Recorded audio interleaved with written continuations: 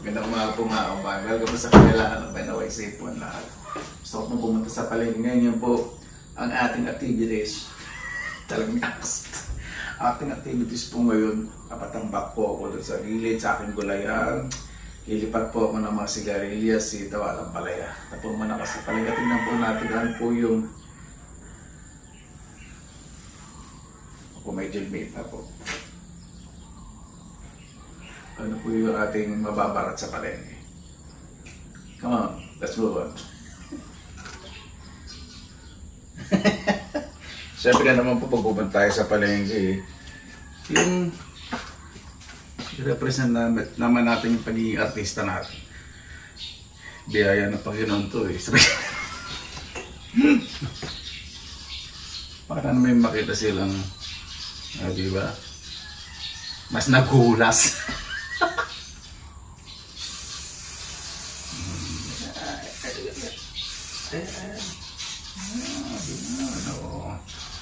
Kailangan gamitan ng brush. Kailangan yung mabangis, malakas yung sex appeal. Magandang dating. Slowly. Stronghold po yung hairspray. Hindi po promotion yun. Kailangan mabangutin kahit hindi pa naliligo.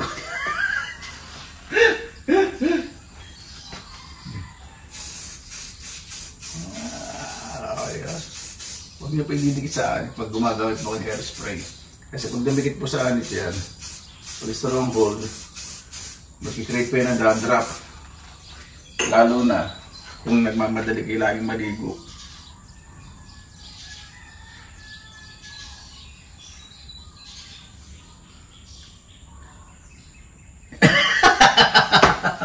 Lakas ng tama, no? Sarap lumpuin. Ayusin ko po muna yung aking dating. Di ba? Dapat yung pagpunta ko sa palengke, pinagtitinginan ka, di ba? Parang napakaraming choices. Tapos pag nagdaan ka, ito yung paglilingguran.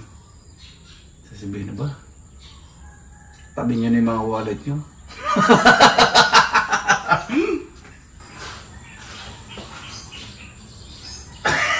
Siyempre nakapaghilamay sa mga pagmumula ako. Bago ako matulog, nagsisipil nyo. Paganda po sa huminga po yun at sa ngipi. Para pagising po ninyo. Umbog na lang kayo. Tapos kahit kayo ng mga lagay ng mga mint sa bibig. Hit na lang po ako ng ay hindi pala. Ay na lang po ako magkakape. Okay, magtsatsa. So po muna sa palengke. Gusto ko bumili rin ng mga kakanin. Check din po natin yung mga presyo ng bilihin. Siyempre hindi naman po basta-basta ng buhay. Kahit nasa palengke po kayo, huwag naman po kayo trimitido po kayo mga vloggers kayo para sa kumpanya. Respeto nyo naman po yung privacy ng mga magkita. Kasi baka mamaya, di ba? O, hindi sila nakaayos. Siyempre kahit naman ganun eh, ibig sabihin sitwasyon nila, hindi natin respeto. We have to ask if we can take some videos and pictures, you know. Kailangan tatanungin natin kung ulit yung magkuha ng mga video. Pero po sa palengke, bago nyo masapo ang TV nyo at mga screen. Ayan, bago po pumunta sa palengke, may nag-alok po dito ng isda. Napakasarap po ng pakaramdaman nito. No? Naginagataan. Biglang napakitsimoni. Biglang. Walang hasasa. Magka. Nako. Wala yan. Bangos. Sawan-sawan na sa bangos. Inawahan na sa bangos eh. Wala na. Malalaki. Oh. Ito po yung mga isda. Magkano po dito sa biya? Ito, puna ko dito, 230. Binibigay ko lang ng 250. 20 pesos. Yung mga salinyasi. Salinyasi yung kuha ko dito, 80 isang kilo. Magkano benta nyo dyan? Bali 40 lang ito. Mahina lang na kalahati ito. Diba? Mura po ng mga tinta. Bagya lang ako tinuwi. Ito, ano po ito? Ito, sari-saring isda. Bako ko abobo. Nako ko ng pakyawan. Sa 100 isang kilo. Mura po. Benta ko ito ng 80. Si Papa. Mga 3-4 timbang nito. Nakabili na po.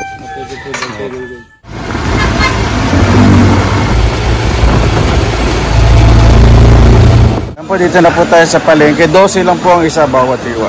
Si ate, Siya po yung lagi pong inuuwian po dito pag bibili po ako ng kakanin. Di ba? Doon na naman po tayo sa aking kaibigan na napakabait. Na lagi akong tinutubuan ng todo-todo. Ayan, lagi pa akong tinutubuan ng todo-todo. Bili po ka ng bangus, papabungong disco po mamaya. Dito po sa Suos, 400 kilo. Pwede pairing 350. Tapos dito, magkano sa cuttlefish? 450. 450. Sa galunggong, 200. Aba, maganda ang mga benta mo ha. Dito sa bangus, 200 kilo. Mura. Dito sa ano ba to? Yellowfin. Magkano dito? Mura mga tinda ni Nova. Ayan, ito po, sugpo. Kilo daw po, 800. Pero 900. Bakit po? Malalaki rin. Parang halos pareho lang. Yung junior ko. Nabili po ang kalahati. Yung malalaki, 900 daw po kilo.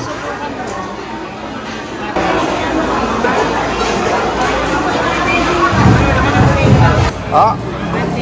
130? Mura ng kilo tilapia, 130.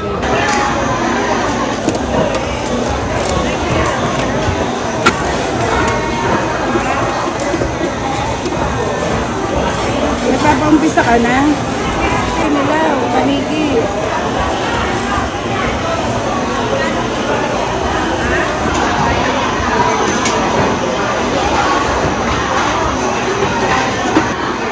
Yes, aka.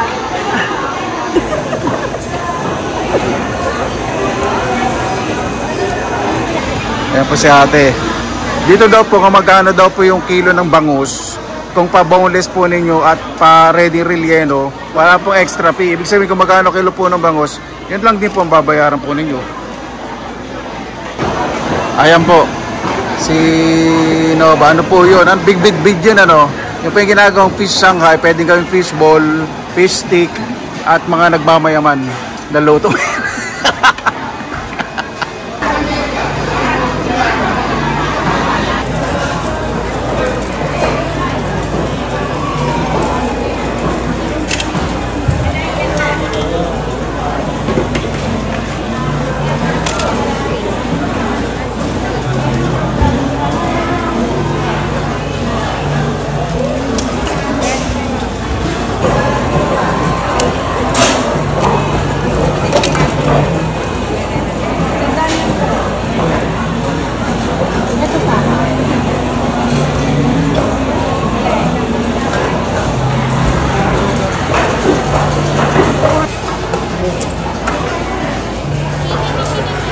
Gilid yan.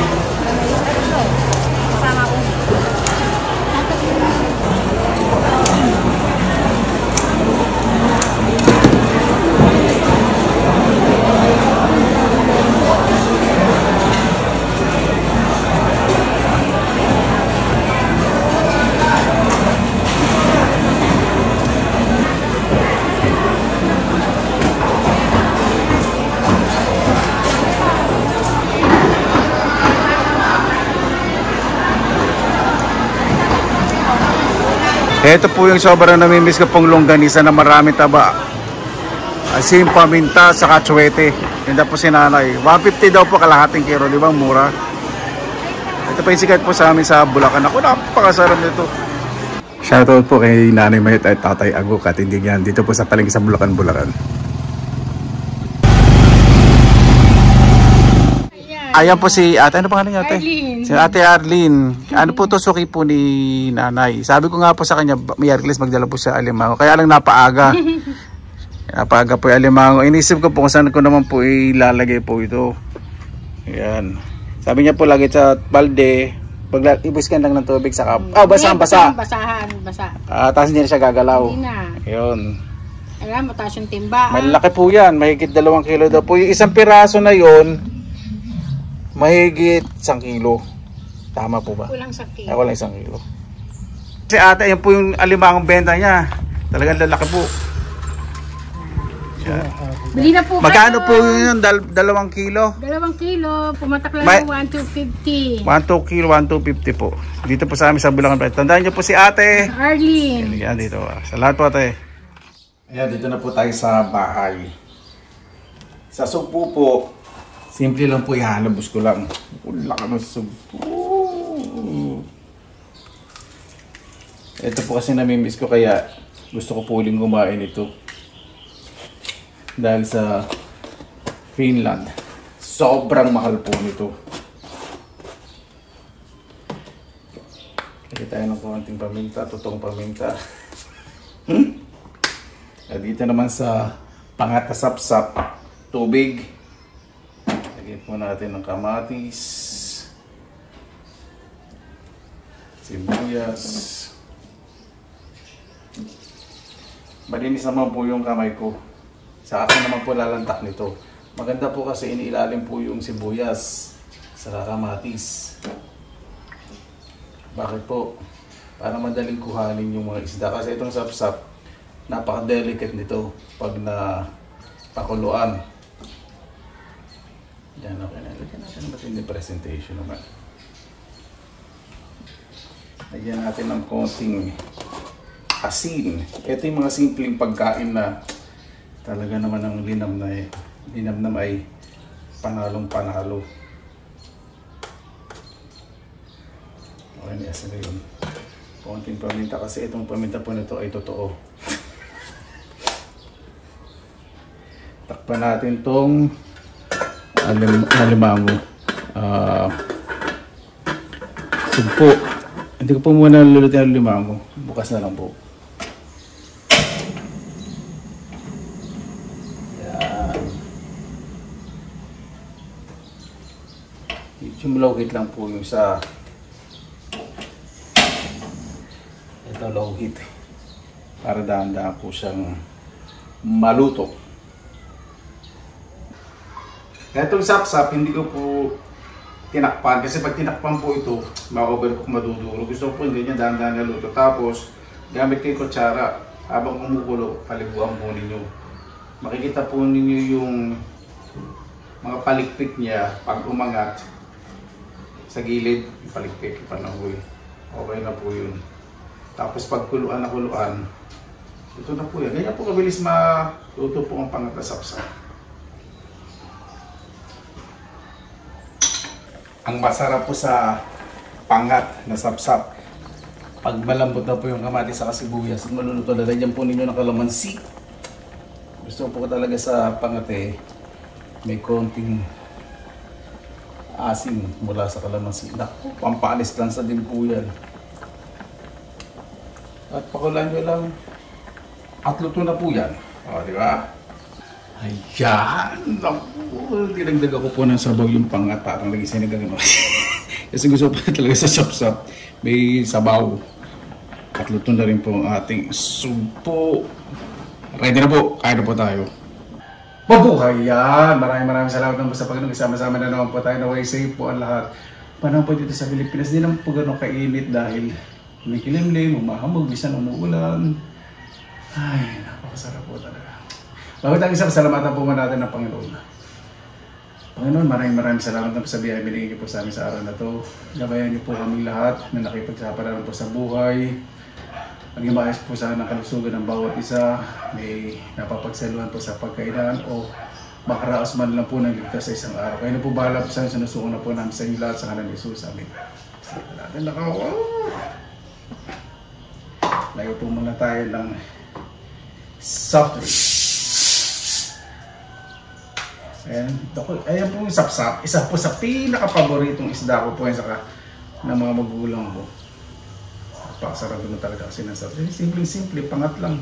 Kamatis, sibuyas, kalamansi, asin, paminta. Gusto nyo maglagay ng pampalasa sa inyo po yun.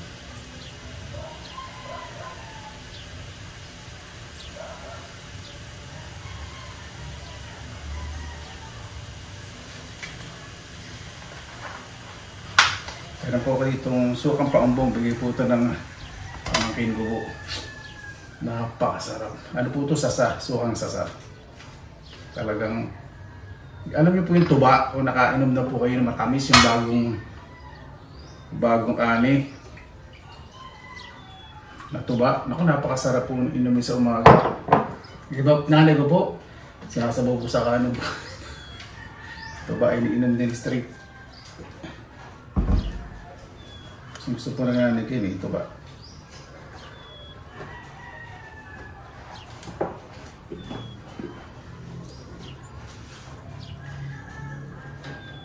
Ay, ayun po na ako parang hindi ko po yan inais. Sabaw. Pangat na maraming sabaw ano.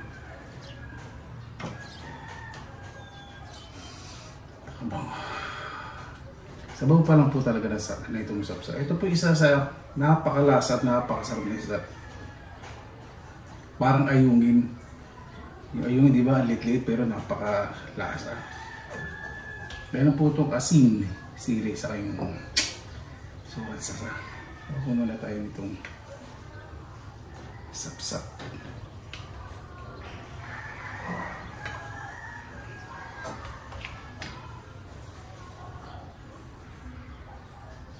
Hindi ko na kailangan dito magpatis kasi templadong-templado na po ito.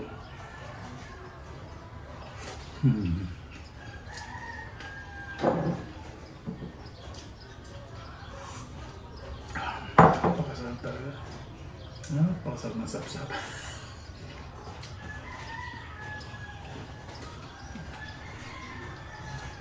At siyempre ito nakabuo, di ba?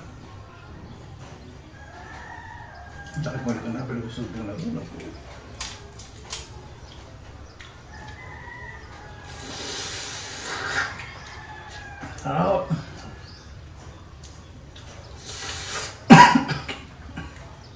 Asin.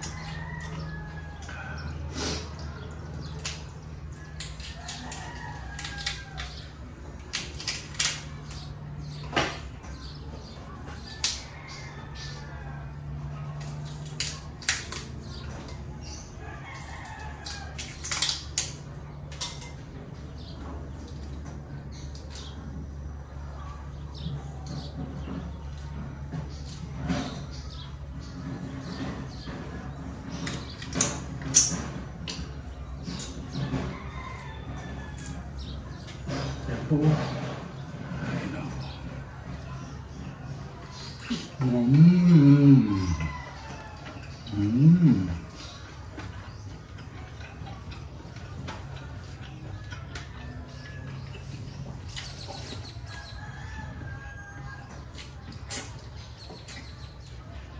Ay, na masarap, may konting kuna. Ang sabot.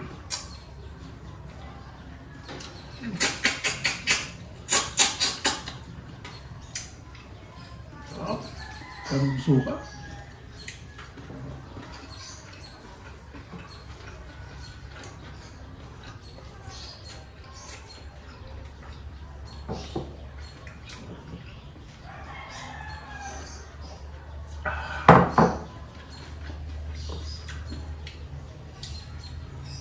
Itong sapsap na to, hindi ba ano, palat siya pero malaman na malaman. Masarap.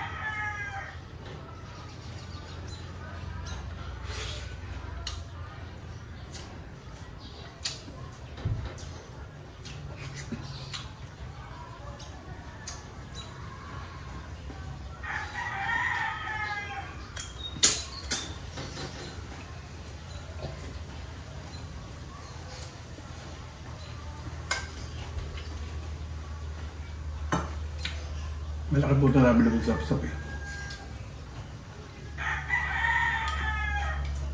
Bira lang po makabili ng kalalaking sapsap.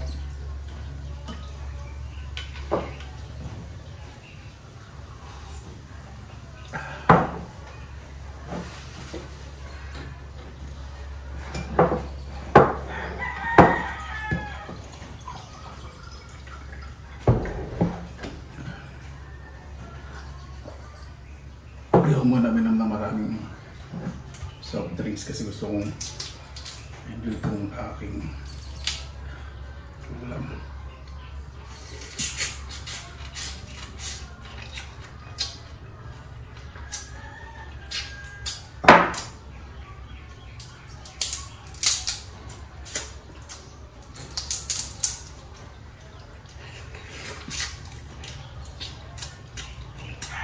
Sabi itong sumpulo ka, napakataba. Nasa ulo, laman.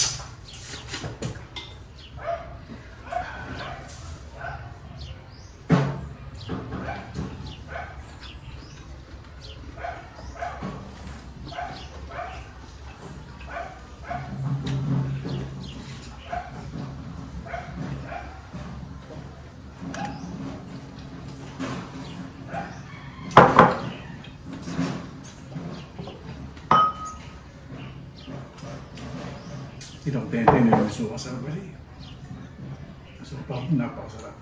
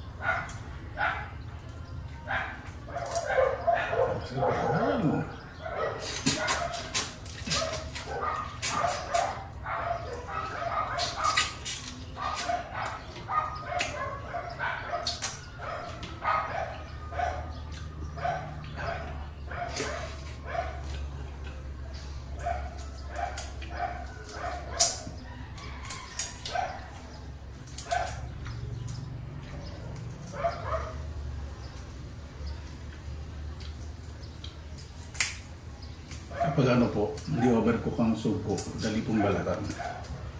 Kasi kapag overcook, yung balat, dumidikit po. Dumidikit sa laman.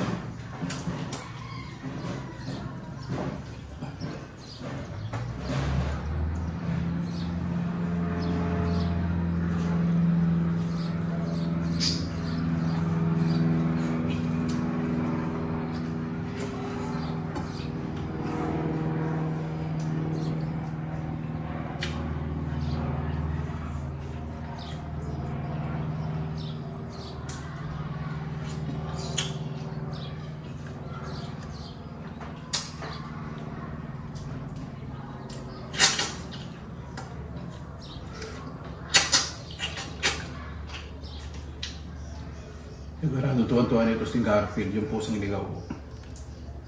Mahilig po yung sa balat ng subo, saka ito, mga tingik.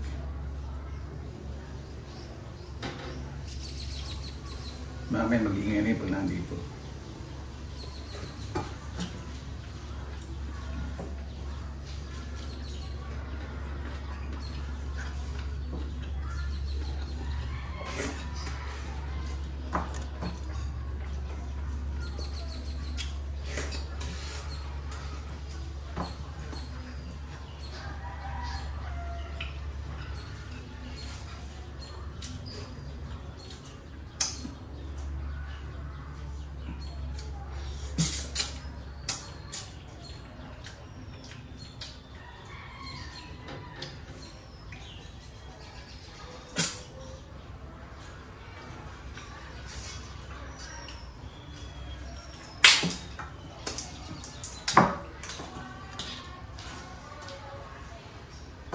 Dati may nakain lang supo talaga nakapalaki, ganyan po. Yun makunat. Kahit makunat po, supo gusto ko.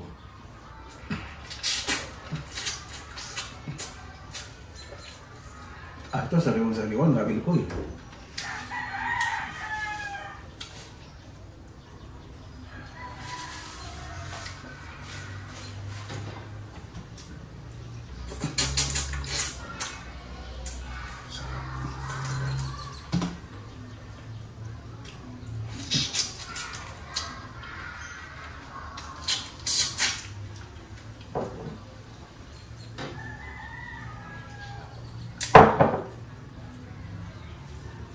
Sa pilan mo, ano eh. Yung ganyan, maglilaki, no? 1 kilo, ano? Mabot ng 30 to 40 euro. Kaya lang, ayoko rin bumili kasi over frozen, hindi. Bumili po sa base yung pag ginahan nyo, tapos sinalabos yung malabo, hindi ko siya pili over frozen. Paparintalin ko yung ito. Swerte ko rin pa syempre dito sa Bulacan, marami po nitong nahuhuli. Tapos malapit din po kami sa Pampanga.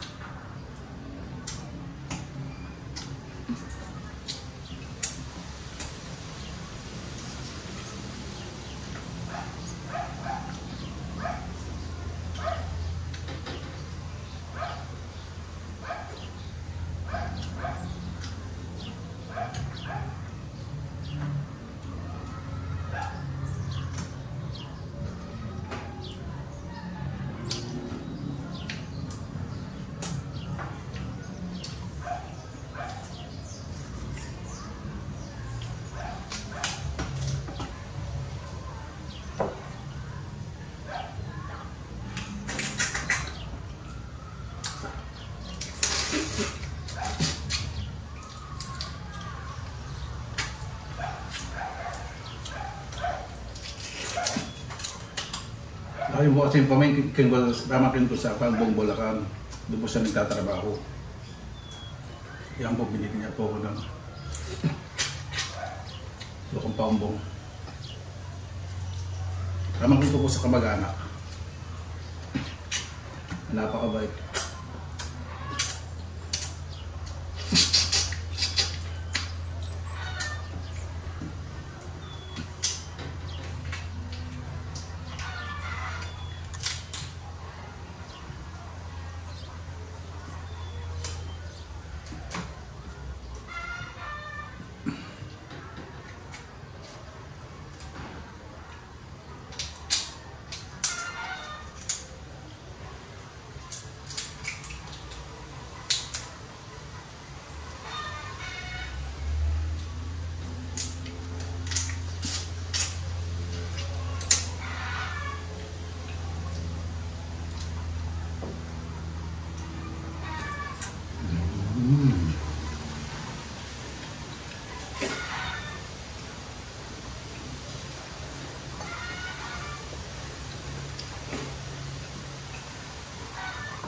Kapangangin ah.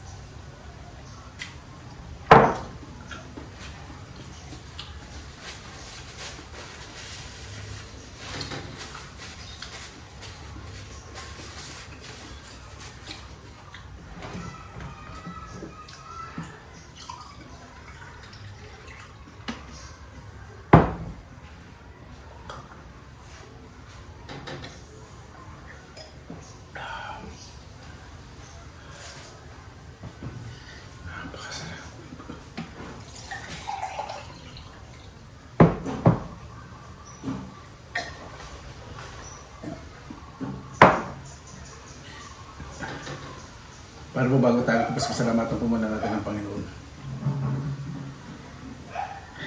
Panginoon, maraming salamat na ako sa binigay po sa amin sa araw na ito. Naway ang bawat isa po magkaroon po ng mabuting puso at isipan, maging mabuti po sa kapwa. Napakasarap po kumilos na walang inilagan at maging mapagkumbaba. Kaya na po bara po sa amin, sinusuko na po namin sa inyo lahat sa kalan ni Jesus. Amen. Paano po, maraming salamat naman po sa inyo oras sa pinilang lakbay. Basta lagi po tayong positive vibes, good vibes. God bless. God po lagi magandang araw. Laban lang!